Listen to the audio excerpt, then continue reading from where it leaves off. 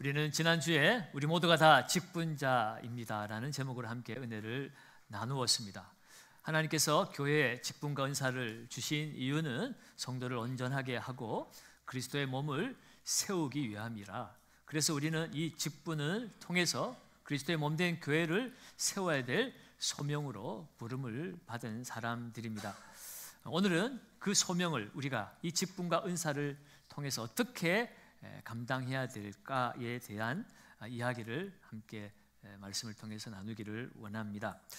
우리가 이 은사와 직분을 감당함에 있어서 정말 빼놓지 않아야 될 중요한 요소가 있는데 그것이 바로 사랑이라고 하는 덕목입니다. 특별히 오늘 우리가 읽은 이 고린도전서 13장의 말씀은 사랑장으로 유명한 말씀입니다. 그런데 이 13장 전과 후는 은사에 대한 이야기로 가득 차 있습니다. 바로 앞장 12장에서는 은사의 종류 그리고 은사 받은 사람들이 어떤 자세와 태도로 이 은사를 활용해야 하는가에 대한 말씀을 전해주기 때문에 이 고린도전서 12장은 은사장이라는 별명을 가지고 있고요. 그리고 14장에는 그 은사 중에서 예언에 대한 은사가 많이 강조가 되어서 예언장이라고도 말합니다. 따지고 보면 이 은사에 대한 가르침을 우리에게 알려주는 그 사이에 사랑에 대한 이야기가 들어와 있습니다. 왜 은사를 가르치면서 사랑을 이야기하고 있는 것일까요? 그것은 이 고린도 교회가 이 말씀을 받아야 하는데 이 고린도 교회는 그야말로 은사가 풍성하게 나타났던 교회입니다. 그런데 그 하나님이 섬기라고 주신 그 은사를 섬기는 데 사용하지 못하고 자기를 자랑하고 경쟁하고 다투는 데 도구로 이 은사를 사용했기 때문에 그렇습니다. 그래서 은사가 은사되기 위해서는 빼놓을 수 없는 것이 있다. 그것이 바로 사랑이라고 말씀하고 있습니다. 은사의 생명력을 불어넣어주는 것이 사랑이라는 거죠. 사랑 없는 은사는 생명을 잃어버린 것과 같다. 죽은 은사다라고 말하는 겁니다. 오늘 이 말씀을 통해서 우리가 이 귀한 직분을 받고 귀한 은사를 받아서 우리가 어떻게 사용해야 할까 함께 말씀의 은혜를 나누기를 원합니다. 오늘 말씀을 통해서 우리가 첫 번째 나눌 은혜는요, 사랑이 없는 섬김은 아무 소용이 없음을 깨닫는 것입니다. 오늘 본문 1절은 이렇게 말씀하고 있죠. 내가 사람의 방언과 천사의 말을 할지라도 사랑이 없으면 소리나는 구리와 울리는 꽹가리가 되고 라고 말합니다. 여러분, 고린도 교회 성도들은 많은 은사를 받았습니다. 특별히 방언의 은사도 풍성하게 나타났습니다. 그런데 문제는 그 방언의 은사를 공예배 시간에 남발하는 사람들이 있었습니다. 하나님이 내게 이런 은사를 주셨으니 너무나 좋았겠죠. 그래서 이 공예배 시간에 남들이 어떻게 생각하든 말든 막 큰 소리로 방언을 하기 시작했던 겁니다. 그러다 보니 다른 사람에게 피해가 가게 되어 있습니다. 그래서 방언을 좀 절제했으면 좋겠다. 개인 기도 시간에 하고 이 공예배 시간에는 질서를 따라 해야지 내가 하고 싶다고 마음껏 해서는 안 된다라고 그렇게 가르쳤지만 그중에 어떤 사람들은 뭐라고 얘기합니까? 아니, 하나님이 주신 은사인데 하나님이 쓰시라고 주신 것인데 그것을 묵혀두면 되겠느냐라고 반발을 하고 내가 하고 싶은 대로 나는 한다라고 사람들의 말을 듣지 않았던 것입니다. 내가 받은 은사 내가 쓰는데 네가 뭔데 뭐라고 그래? 라고 나오는 거죠. 왜 이렇게 반응을 해야만 했을까요? 그것은 오늘 말씀에 의하면 사랑이 없기 때문이다 라고 말하는 겁니다. 여러분, 아무리 귀한 은사라도 사랑이 없이 사용되어지면 아무것도 아니라는 것입니다. 방언으로 말하고 천사의 말을 하는 것 얼마나 좋은 것입니까? 그런데 사랑이 없이 행하는 것은 그저 소음에 지나지 않는다라고 오늘 가르치고 있는 겁니다. 뿐만 아니라 2절에 보면 예언과 믿음의 은사도 등장을 합니다. 내가 예언하는 능력이 있어 모든 비밀과 모든 지식을 알고 또 산을 옮길 만한 모든 믿음이 있을지라도 이 또한 사랑이 없으면 내가 아무것도 아니다라고 말합니다. 여러분, 이 예언의 은사, 14장에서 예언을 더 한번 강조할 정도로 예언의 은사는 아주 참 사람들이 보기에 대단한 은사처럼 보입니다. 실제로 여러분, 이 예언이라고 하는 것은 점쟁이들이 앞날을 예언하는 것 같은 그런 은사를 말하는 것은 아닙니다. 하나님의 말씀을 대언하는 것이 예언의 은사입니다. 하나님의 말씀을 잘 깨닫고 잘 해석하고 그것을 잘 가르칠 수 있는 것, 그것이 바로 이 예언의 은사죠. 그렇게 따지고 보면 교회에서 설교를 하는 목사는 그가 타고났던, 나중에 배웠던 이 예언의 은사가 있다라고 말씀드릴 수가 있습니다. 특별히 평신도들 중에도 일반 사람들과는 달리 특별히 말씀에 능통한 사람들이 있습니다.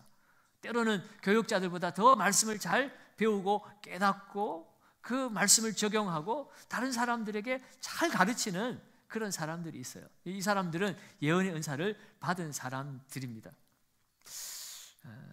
그런데 이러한 사람들이 정말 말씀을 가르치고 또 말씀을 전달할 때 세상 사람들이 보기에는 참 대단해 보이잖아요. 저 같은 목사도 별거 아님에도 불구하고 여러분들이 존중해주고 높여주고 또 인정을 해주는 그런 부분이 있지 않습니까? 그래서 때로는 저도 그렇고 그렇게 사람들이 높여질 때 어깨가 으쓱하고 나는 특별히 더 나은 사람처럼 그렇게 생각되어질 수도 있다는 거예요. 그렇지만 세상 사람들은 그렇게 볼지 몰라도 사랑이 없이 행하는 그 말씀, 제가 오늘 이 말씀을 여러분들에게 정말 호소력 있게 멋지게 설교를 했다 할지라도 제 안에 사랑이 없다면 사람들에게는 그냥 울리는 구리와 꽹가리와 같이 소음처럼 들린다는 거예요. 저는 이 말씀을 준비하면서 한 사람이라도 이 설교를 듣고 니나 잘해 하고 그냥 꽹가리 소리처럼 소음처럼 듣고 앉았다 가는 사람이 있을까 정말 생각하니까 가슴이 찢어지더라고요. 하나님, 제게 사랑이 없는 그런 모습이 있다면 하나님 제게 사랑을 주셔서 제가 무슨 말을 해도 하나님 음성으로 들리는 은혜가 있게 해 주십시오. 그런 기도하는 마음으로 제가 우리 설교를 준비하고 또 말씀을 전하고 있습니다. 또 믿음의 은사도 나옵니다. 산을 옮길 만한 믿음이 있는 사람들이 있어요. 우리 주님도 마태복음 11장 20절에 비유적으로 말씀했습니다. 너에게 만일 겨자씨 하나일 만한 믿음만 있어도 그 믿음으로 이 산을 여기서 저기로 옮겨져라 해도 그 산이 옮겨질 것이다. 그 말씀을 인용해서 정말 어떤 사람은 이와 같은 대단한 믿음을 가진 사람도 있다는 거예요. 다들 흔들리고 다들 염려하고 다들 아니다고 말하는데 아니다, 된다, 할 수 있다. 흔들리지 않는 굳건한 믿음이 있는 사람들이 있다는 거죠. 정말 그런 사람 부럽습니다. 우리가 다 그런 믿음 가지고 싶어요. 그런데 그런 위대한 믿음을 가지고 있어도 사람들이 보기에는 정말 대단한 우리와 다른 차원의 사람처럼 느껴진다 할지라도 사랑이 없는 믿음도 있다는 겁니다. 그 믿음을 주님은 아무것도 아닌 것이다 라고 말씀하고 있습니다. 그러면 여러분 꼭 기억하십시오. 여러분, 은혜 받은 하나님의 백성이 할 수 있는 말은 내가 뭔가 되어진 것처럼 말하는 것이 아니라 언제나 나는 아무것도 아닙니다. 하나님이 하셨습니다. 하나님이 나를 그냥 도구로 사용하셨을 뿐입니다. 나는 그저 하나님의 손에 붙들린 마른 막대기와 같습니다. 그저 저는 하나님이 쓰시고자 부르셔서 그냥 그것을 대언하는 스피커에 지나지 않습니다. 스스로 사람들이 아무리 높여줘도 나는 아무것도 아닙니다라고 고백할 수 있어야 하는 것입니다. 또 3절 말씀에는 구제와 희생의 은사가 등장을 합니다. 내가 내게 있는 모든 것으로 구제하고 그랬어요. 여러분, 남을 잘 돕는 것 얼마나 귀합니까? 정말 그렇게 하고 싶어도 우리는 못할 때가 많아요. 그런데 이 구제 은사를 받은 사람은 내가 남은 것으로 구제하는 것이 아니라 자기에 있는 모든 것을 다 내어주면서 구제하는 사람들이 있어요. 대단한 사람들이죠. 뿐만 아니라 내 몸을 불사르게 내어주는 은사도 있습니다. 이것을 얻은 사람들은 헌신의 은사라고 말하지만 당시의 상황에 비춰보면 이거는 순교의 은사였습니다. 초대교회 당시에는 예수 믿는 것 때문에 붙들려서 화형에 처하기도 했기 때문에 그래요. 내가 예수 믿으면서 정말 내 몸을 불사르는데 내어주는, 내 목숨까지 내어주는 그런 은사를 가졌지만 주님 보시기에는 정말 누구나 할 수 없는 이런 대단한 구제와 순교의 은사를 가진 사람들도 사랑이 없이 행하면은 아무 유익이 없다는 거예요.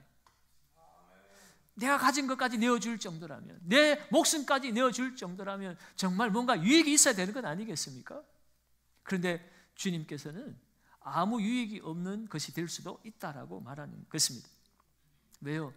우리는 악하기 때문에 늘 우리는 인정받고 싶어 하고 나를 높이고 싶어 하고 내 만족을 채우기 위해서 때로는 희생하는 것 같고 헌신하는 것 같고 내 목숨까지 내어줄 듯하지 그렇게 행동하지만 결국은 자기의 유익을 위해서 하는 사람들이 많다는 것입니다. 그러면 여러분, 오늘 우리가 기억할 것은 우리가 받은 이 직분, 이 섬김의 삶, 여러분, 이것은 그 어떤 동기와 목적이 아니라 오직 주님의 사랑, 그 사랑이 동기가 되고 사랑이 목적이 되어야만이 우리의 직분, 우리가 받은 은사가 가치가 있고 의미가 있다는 사실을 오늘 우리에게 말씀해 주고 있습니다. 그런 의미에서 여러분, 오늘 우리가 받은 직분, 내가 행하는 이 모든 봉사, 여러분 도대체 무엇을 위해 하고 있는지 우리는 스스로를 돌아보아야만 합니다. 누군가를 돕고 있다면 왜 돕고 있죠? 내가 열심히 신앙생활을 하고 있다면 도대체 그 열심은 어디에서 온 열심입니까? 무엇을 위한 열심입니까? 정말 사랑 때문에 행하는 열심이라면, 사랑 때문에 행하는 섬김이라면 거기에는 반드시 유익이 있을 것입니다. 이 세상이 주는 유익이 아니라 하나님의 나라에서 하나님이 주실 영원한 유익이 있기 때문에 우리는 그 사랑 때문에 사랑을 위하여 섬기고 봉사하는 삶이라는 사실을 우리는 잊지 말아야 합니다. 그래서 오늘 5절 말씀에도 사랑은 자기의 유익을 구하지 아니하는 것이다 라고 말씀하고 있습니다. 여러분, 오늘 우리의 섬김의 직분의 은사의 동기를 점검해 보시기 바랍니다. 과연 내가 섬기는 이 일이 누군가를 유익하게 하기 위함인가? 아니면 나를 위한 일인가? 여러분, 이것이 바르게 정리가 되어질 때에 의무감이 아닌 그야말로 사랑의 마음으로 우리는 섬김의 삶을 실천할 수가 있습니다. 주님이 나를 먼저 사랑하셨기에 그 사랑으로 우리는 섬기는 것입니다. 그 사랑 때문에 섬기는 것이고 그 사랑을 위하여 섬기는 것입니다. 오늘 저와 여러분들이 사랑으로 섬기는 귀한 주의 백성들 되시기를 주의 이름으로 축원합니다. 그렇다면 오늘 본문의 말씀을 통하여 우리가 깨닫게 된 두 번째 교훈은 사랑의 성품이 행동으로 나타나야 한다는 겁니다. 여러분, 사랑은 그냥 추상적인 단어로 머물러서는 안 됩니다. 사랑이 없으면 아무것도 아니라고 그랬는데 그러면 사랑이 뭐냐에 대해서 우리가 구체적으로 알아야 한다는 거죠. 그래서 오늘 본문에는 4절부터 7절까지 사랑에 대해서 그 사랑의 성품을 15가지로 우리에게 알려주고 있습니다. 특별히 오늘 시간 관계상 두 가지 말씀, 4절에 나오는 사랑은 오래 참고 사랑은 온유하며, 오래 참음과 온유에 대해서 함께 말씀의 은혜를 나누기를 원합니다. 이 사랑은 오래 참는 것이라고 했는데 이 오래 참음은 헬라어 마크로디메오라는 단어가 사용되어졌습니다. 이 단어의 의미는 단순히 우리가 육체가 오래 참는, 육체의 어떤 괴로움을 참는 것을 말씀하는 것이 아니라 사랑과의 관계 속에서 오는 오래 참음을 말합니다. 관계 속에서 이루어내는 인내를 말하는 거예요. 다른 사람이 나에게 손해를 끼칠 때, 나에게 상처를 줄 때, 나에게 못살게 행동할 때에 그때도 우리는 오래 참을 수 있어야 한다는 겁니다. 여러분, 이 오래 참는다는 것, 이 영어 성경에는 patience라는 단어를 쓰는데 이 patience라는 이 영어보다는요, 많은 이 번역본들은 long suffering이라는 단어를 씁니다. 이거 인내라는 뜻이지만 그 단어 안에 suffering이라는 단어가 들어가 있죠. 그것은 고통을 동반하는 인내라는 것입니다. 사람과의 관계 속에서 아픔이 있을지라도 고통이 여전히 있지만 그럼에도 불구하고 우리가 계속 참아내는 것, 이것이 사랑이라고 이야기합니다. 이 사랑의 첫 번째 성품, 여러분 처음부터 참 사랑은 어려운 것이구나라는 것을 우리에게 알려주고 있습니다. 여러분, 이 사랑은 고통이 있을지라도 오래 참는 것이라면 정말 감당하기 어려운 일인데요, 그럼에도 불구하고 우리가 참아내야 하는 이유가 있습니다. 그 이유를 베드로후서 3장 9절은 이렇게 설명하고 있습니다. 같이 한번 읽어볼까요? 오직 주께서는 너희를 대하여 오래 참으사 아무도 멸망하지 아니하고 다 회개하기에 이르기를 원하시느니라. 아멘. 주께서는 너희에 대하여 오래 참으셨다라고 말합니다. 여기서 주님이 오래 참으셨다라고 말하는 것은 오늘 이 사랑은 오래 참고의 그 오래 참고와 똑같은 단어예요. 오늘 우리가 오래 참아야 되는 이유는 주님께서 우리에게 대하여 오래 참으셨기 때문이라는 것입니다. 만약에 주님이 나에 대해서 오래 참으지 않으셨다면 여러분, 내가 어떻게 예수 믿게 되었을까요? 주님께서 여러분들에 대해 오래 참으시지 않으셨다면 여러분들이 어떻게 이 자리에 나와서 우리 주님을 예배할 수 있었을까요? 여러분, 그런 측면에서 보면 오래 참다라는 것은 용납이라는 말과 바꾸어서 사용할 수도 있습니다. 에베소서 4장 2절과 3절에도 보면 모든 겸손과 온유로 하고 오래 참음으로 사랑 가운데서 서로 용납하고 그랬습니다. 오래 참음으로 사랑 가운데 서로 용납할 때야 비로소 성령의 하나 되게 하신 것을 힘써 지킬 수가 있다라고 3절에는 이야기를 하고 있습니다. 여러분, 오늘 이 세상의 비극이 무엇입니까? 서로 오래 참지 못하는 거예요. 오래 참지 못해서 관계에 갈등이 일어나고 다툼이 일어나고 파괴가 일어나고 있습니다. 여러분, 오래 참는다는 것이 무턱대고 죄를 다 용납하라 그런 뜻은 아닙니다. 사랑의 악과 죄가 함께 갈 수는 없습니다. 그렇다면 이 오래 참음은 어떤 의미입니까? 악이 선으로 바뀌어지기까지 참으라는 것이에요. 내게 손해가 오고 내게 희생이 주어진다 할지라도 이 악이 선으로 바꿔질 수 있다라면 우리는 기다려야 한다는 겁니다. 그런데 여러분, 우리가 한 가지 짚고 넘어가야 될 것은 사랑은 오래 참는 것이지 영원히 참는 것은 아니다라는 것 또한 우리는 기억해야 합니다. 여러분, 오래 참는다는 것은 끝이 있다는 뜻입니다. 하나님의 인내는 최후의 심판까지입니다. 하나님은 오래 참고 오래 참으시지만 마지막 최후의 심판은 남아 있습니다. 그러면 여러분, 오늘 우리가 오래 참고 견디다 보면 그 고통이 끝이 나는 마지막 때가 온다는 거예요. 나를 공격하던 그 사람이 변화되는 그 시간이 올 수도 있고요, 변화되지 않는다면 하나님께서 직접 심판하시는 때가 오신다는 거죠. 그러면 여러분, 우리는 오래 참고 기다려야 합니다. 기다리면 반드시 열매 맺을 때가 온다는 겁니다. 야고보 5장 7절에도 보라, 농부가 땅에서 나는 귀한 열매를 바라고 길이 참아 이른 비와 늦은 비를 기다리나니. 농부는 열매가 맺을 때를 바라고 길이 참는다는 거예요. 길이 참다 보면 반드시 이른 비와 늦은 비가 내리고 열매를 맺을 때가 온다는 것을 농부는 알고 있습니다. 사랑하는 여러분, 오늘 우리도 오래 참을 때에 때가 참으로 주님처럼 다른 사람을 구원하고 사랑으로 굴복시킬 날이 반드시 오게 될 줄로 믿습니다.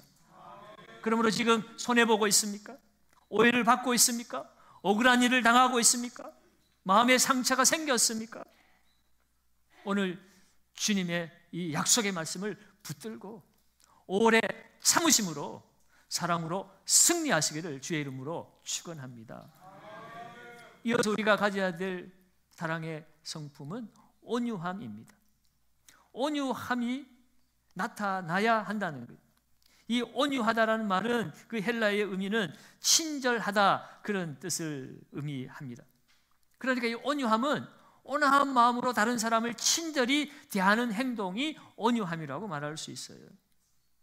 오래 참음은 나에게 손해를 끼치거나 어렵게 만드는 그 사람에 대해서 내가 인내하고 참아내는 소극적인 행동이라면, 이 온유함은 오래 참음보다 더 적극적인 행위입니다.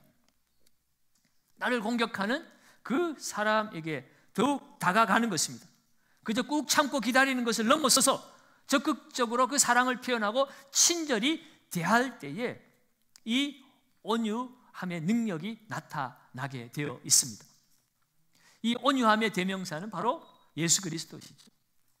마태복음 11장 29절에 예수님도 나는 마음이 온유하고 겸손하니 너는 내게 대하여 배우라 라고 말씀하고 있어요. 주님의 온유함은 어떻게 나타났습니까? 죄로 말미암아 멸망받아 죽어야 될 우리들을 찾아오셨어요. 우리를 대신하여 십자가에 희생하고 죽으심으로 말미암아 우리를 구원해 주셨습니다. 우리에게 오래 참는 것으로 끝나지 아니하고 우리를 위하여 십자가에 당신을 들이셨어요. 이것이 온유함입니다. 그래서 십자가는 온유함의 상징이기도 합니다. 여러분, 우리가 그리스도인입니까? 그리스도의 제자입니까? 그렇다면 기본적으로 성도는 온유해야 합니다. 친절해야 합니다. 웃는 얼굴로 남을 대하고 친절하고 정다운 자세로 사람들과 관계를 맺어야 합니다. 우리 교회에 찾아오는 새신자들에게만 그러는 것이 아니라 우리가 밖에 나가서 세상에서 만나는 사람들에게도 그리스도인이라면 그들에게 친절을 베풀고 선한 사랑을 베풀며 살아야 합니다. 그래야만이 세상 사람들의 마음을 얻을 수 있고 그들의 마음을 활짝 열 수 있고 그 마음 안으로 복음이 들어갈 수가 있습니다. 여러분, 성도들 간에도 마찬가지예요. 온유와 친절로 서로를 대해야 합니다. 고린도 교회가 이렇게 사랑이 무엇인가를 그들에게 가르치고 있는 이유는 무엇입니까? 그들에게 사랑이 없었다는 겁니다. 특별히 오늘 이 온유에 비추어서 말씀드리면 그들이 온유함을 잃어버렸어요. 그래서 하나님께 받은 그 놀라운 은사를 가지고도 너의 은사가 더 크냐 나의 은사가 더 크냐라고 서로 시기하고 다투고 자랑하고 싸웠습니다. 심지어는 분당을 나누었어요. 나는 바울파다, 나는 아볼로파다, 나는 게바파다, 나는 그리스도파다라고 서로 나만 옳다라고 파당을 나누어 가서 내 편이 이리로 와라, 내가 옳다고 생각하는 사람 나한테 붙어라. 여러분, 이런 일들이 교회 안에서 이루어지고 있다는 거예요. 왜요? 온유함을 잃어버렸기 때문에. 다른 사람을 인정하지 못합니다. 품어 안지 못합니다. 친절하게 다가가지 못합니다. 사랑을 베풀지 못합니다. 나만 옳고 나만 위대하다는 거죠. 이런 것을 해결하지 못해가지고 고린도 교회는 심지어 세상 밖으로 나가서 불신자들에게 재판을 받는 일까지 벌어지고 있었습니다. 여러분, 우리도 종종 이런 실수를 범하며 살아갈 때가 많은 것 같습니다. 교회 안에서도 나하고 친한 사람들끼리만 모이기를 좋아하고 친한 사람들끼리만 친절하고 상냥하고 나하고 별로 친하지 않은 사람들은 인사 한번 제대로 나누지 않고 평생 전화 한번 해보지도 아니하고 그저 만나더라도 통상적인 그냥 인사치레만 하고 빨리 헤어지기만을 바라는 그러한 일들이 우리 안에 이루어져서는 안 된다는 겁니다. 물론 교회의 규모가 어느 정도 있어서 여러 사람을 다 우리가 함께 다 만날 수는 없지만 그래도 적어도 내가 함께 활동하는 사랑방이나 전도회나 또 그 공간 안에서만큼은 서로가 서로에게 온유함으로 다가가야 합니다. 여러분, 온유하지 않다는 것은 다르게 생각해 보면 복수와 대립의 자세로 살아가는 것이라고 말할 수가 있습니다. 온유하지 않은 이 세상 사람들, 눈에는 눈, 이에는 이, 내가 받은 만큼 갚아준다. 여러분, 그것이 이 세상의 태도입니다. 여러분, 그러나 오늘 주님은 우리에게 온유하라고 말씀하고 있습니다. 나에게 해를 입힌 자에게도 온유함으로 다가가서 친절하게 그들을 대하라고 말씀하고 있죠. 그래야 사람이 변한다는 겁니다. 여러분, 이솝 우화 중에 해와 바람의 이야기가 있습니다. 어느 날 바람이 해에게 찾아와서 누가 더 힘이 센가 한번 겨루어 보자라고 그렇게 제안을 하죠. 그러면서 지나가는 한 나그네의 그 외투를 벗기는 사람이 이기는 사람이다라고 그렇게 제안을 하고, 바람이 세차게 차가운 바람을 막 불어제끼기 시작합니다. 그럴 때 그 바람의 힘 때문에 나그네의 옷이 벗겨졌을까요? 나그네는 더 점점 동염해서 아무리 바람이 세차게 바람을 불어도 더 이상 그 나그네의 외투를 오히려 벗기기가 어렵게 되어 버렸어요. 그때 태양이 나서서 태양을 쫙 비추니까 이 나그네가 더워서 옷을 그냥 벗어 제껴 버렸다는 우화입니다. 여러분, 이것이 우리에게 주는 의미가 무엇입니까? 우리가 눈에는 눈, 이에는 이, 내가 더 강한 힘으로 몰아붙이면 내가 원하는 것을 얻을 수 있다, 그 사람을 바꿀 수 있다, 세상 상황과 환경이 변화될 수 있다, 그것이 아니라는 겁니다. 주님이 우리에게 사랑으로 우리를 품어 안아 주셨습니다. 그 사랑은 온유함으로 나타나야 합니다. 오늘 우리도 우리 안에서 또 세상 안에서 오래 참음과 온유함의 이 사랑의 성품으로 하나님의 나라를 세워가시기를 주의 이름으로 축원합니다. 마지막 세 번째로, 이렇게 사랑의 성품으로 살아갈 때 우리가 세상을 변화시킬 수가 있다라고 하는 겁니다.